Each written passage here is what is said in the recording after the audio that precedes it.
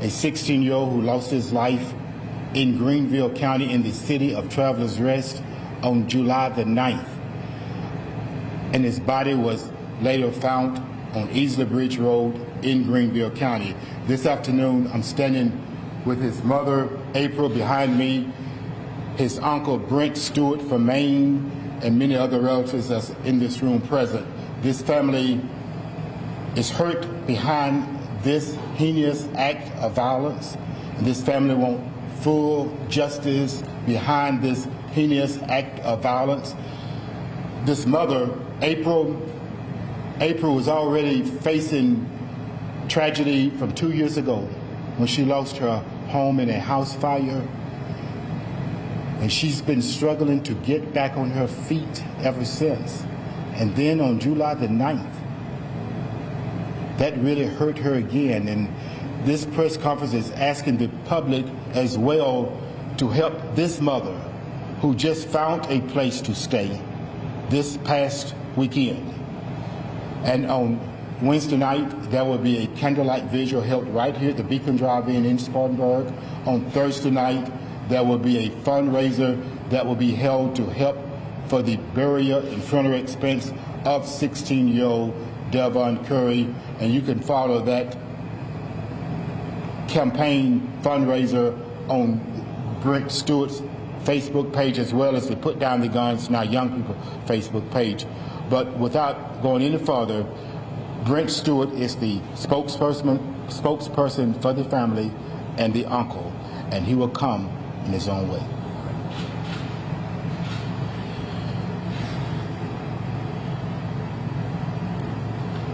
Hello, how are you? Basically, I just want to speak on behalf of my sister, April. Sorry. Devon was a real loved individual in our family. His life was cut short. Senseless act of violence that just shouldn't be tolerated. It's really hitting hard with my family and my sister. I don't know how much I can talk, but we just want full justice for Devon, full justice to the fullest extent of the law. It's not acceptable, and we just really miss him a lot. And the violence needs to stop in our community. Like, y'all need to put these guns down. It's not worth it. People are losing their lives, and it's not good. And it just really, really hurts. Can you tell us a little bit about Devon? He's 2 years. Devon was a very unique individual. He was real shy and real reserved. Anybody who met Devon loved Devon. He had a smile you would never forget. He loved sports of all kinds, loved football, baseball, wrestling. He was just a real humble kid, real humble. I'm just surprised that this has even happened. Truly, truly miss Devon a lot. And as far as just the emotion, walk us through what you've been through since that. I'm from Spartanburg, but I travel for work, so I live in Maine. I got woke up about 5:30 that morning with someone asking me if I heard, and I said, heard what? And it was like, well, you need to look at your sister's Facebook page. And I thought something was wrong with my sister at first. So I looked, and all it said was she needed prayers, and nobody would tell me anything. I was like, what's going on? And I didn't know, but when I found out, I'm still in shock. I really don't believe it, you know? So I left Maine and came down here to be with my sister to help her prepare for everything. And this is like my rock. She raised me, and Devon was her rock. So I don't know. You mentioned the shock. Why is it so shocking that Devon was involved in this? Why was like this taking this way? Because that's not the Devon that I remember. I've been gone for 5 years. The Devon that I remember was just a small kid who would run around getting in trouble and smiling and stuff, you know. So to hear that he was involved in anything like this was very shocking to me. I don't know about anybody else, but to me it was a shock. It still is. So what does justice mean for you and for your family? Whoever's responsible for it, they need to spend the rest of their life in prison. And I mean, their family was upset that their son's in jail for this or that, but their son can still write them letters and they can still go visit them. Devon, we can't. So justice should be served.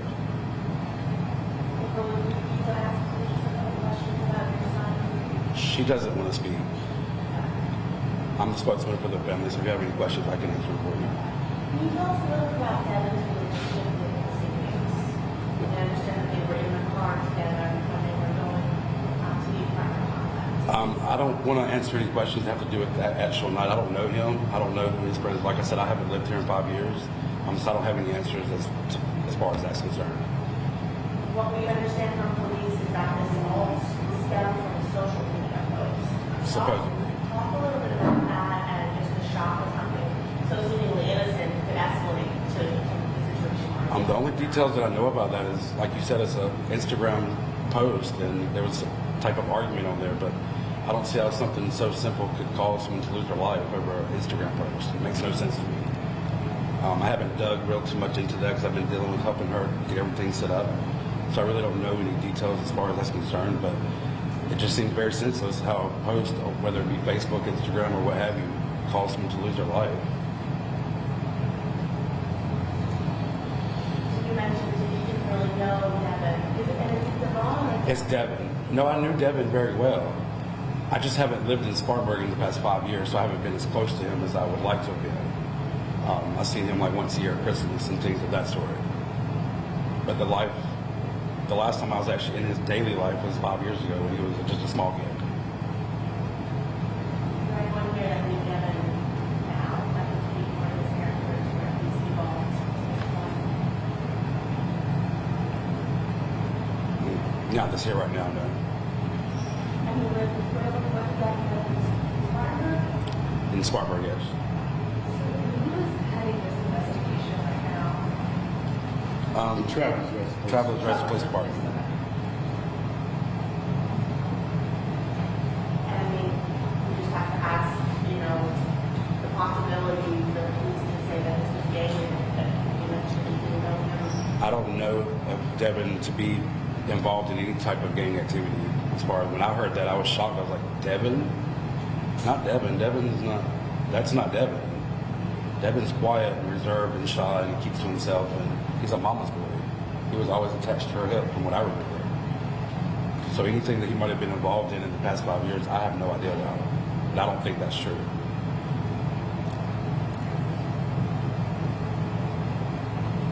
This may be another difficult question.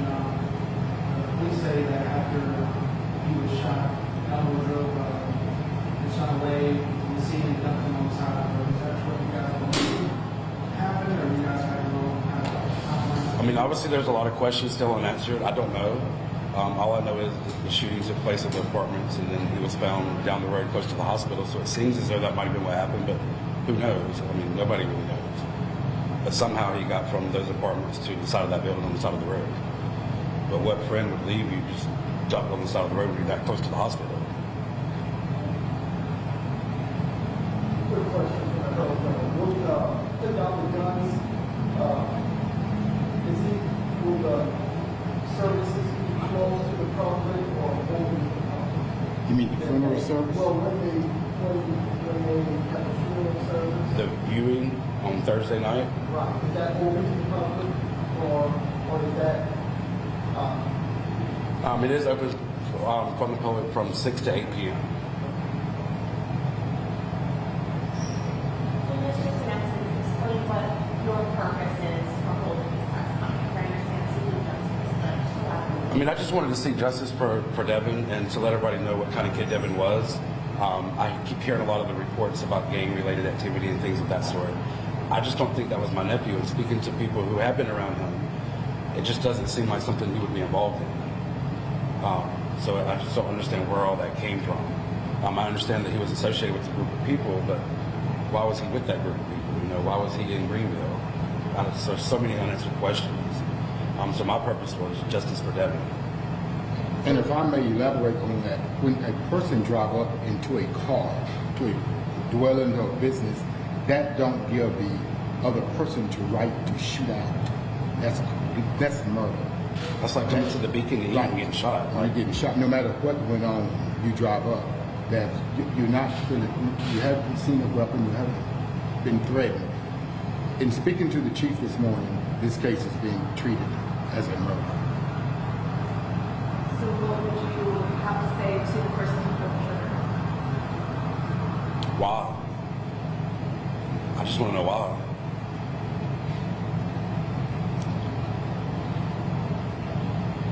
And I think that's part of this question, right, is that the Travelers Rest Police Chief says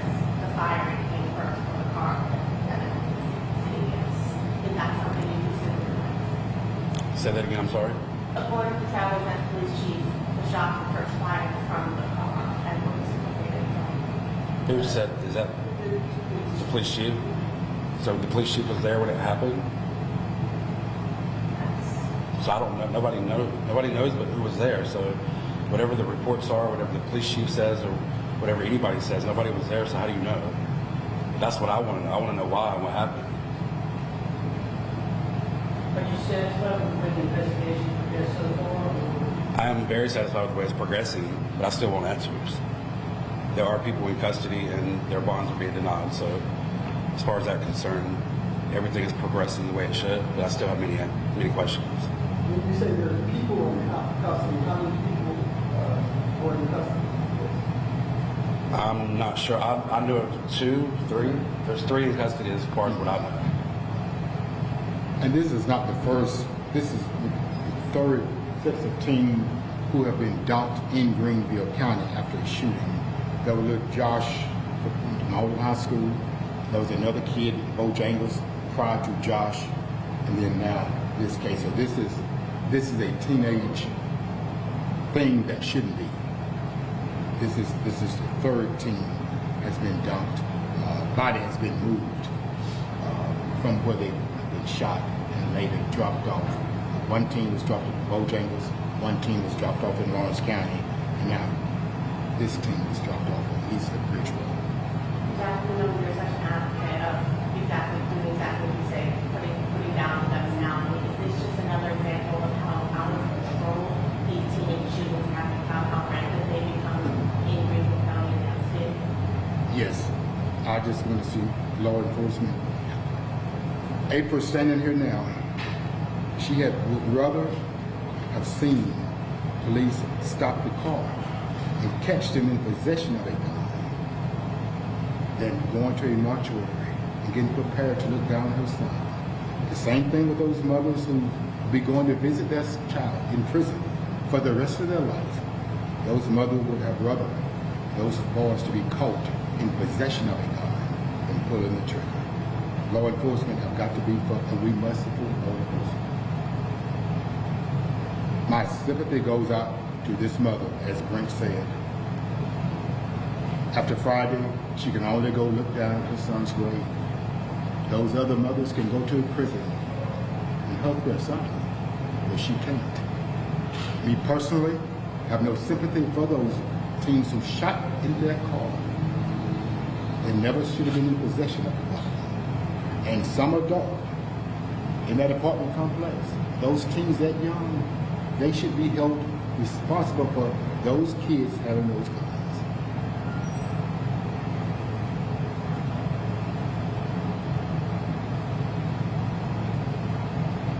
Is there any more question? But again, Hi, I'm Contessa Thompson. I am friends. I grew up with April and Grant, and I went to see them. Yes, I went to see them on yesterday, and I expressed my thoughts about the violence in the community. Well, on July 28th at Conway Park in Spartanburg County, I am hosting a put the guns down, water guns up, water gun fight for the community. It's going to be at Conway Park. It starts at 3 o'clock. And the reason we started this lunch campaign is because other cities, such as Atlanta, New York, all of them was experiencing a lot of youth violence. So they say it's summertime, let's do something fun to promote positivity in the community. So in lunch and that, in the community reunion event, we decided to do the water gun fight as well.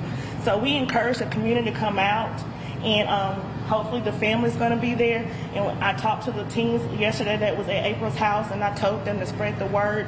But we have to do something to get the youth together and change their mindset on doing more things that's positive, and instead of the social media beefing and the pulling guns. And it's like, how are these kids getting access to these weapons? I mean, it's a loop somewhere. So I challenge everyone to unite, and let's start coming up with solutions to these problems, because like you said, this is the second child that is friends with my daughters that has died in 2 weeks. My child was also friends with the guy that got killed in Greenville County, and they was also friends with Devon. So like it hits home. Like I have kids around these same ages, so it's like let's start coming together and taking a stand. We can sit here and talk about the problem all day, but what are we going to do to make a difference? So this anti-violence water gun fight is put the guns down, put your water guns up, hashtag. So please come out July 28th, Conway Park, okay? Is there another question? Does anyone like to do Devon earlier, more recently? That would be ready to speak.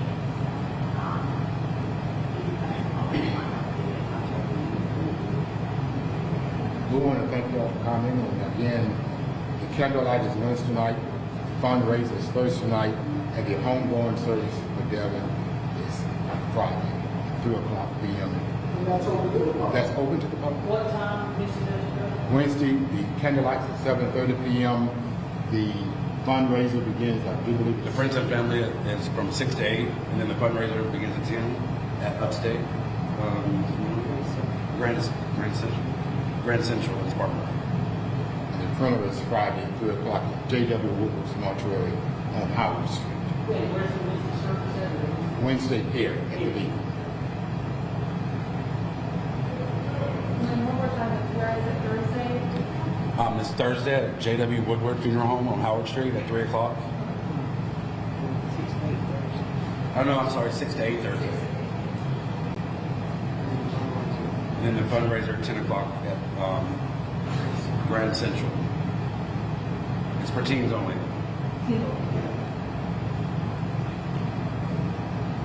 And then I also have a GoFundMe page set up as well.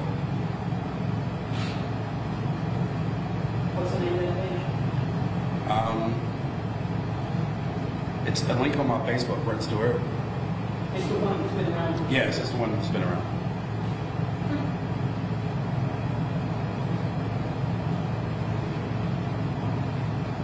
Is that it? Any more questions?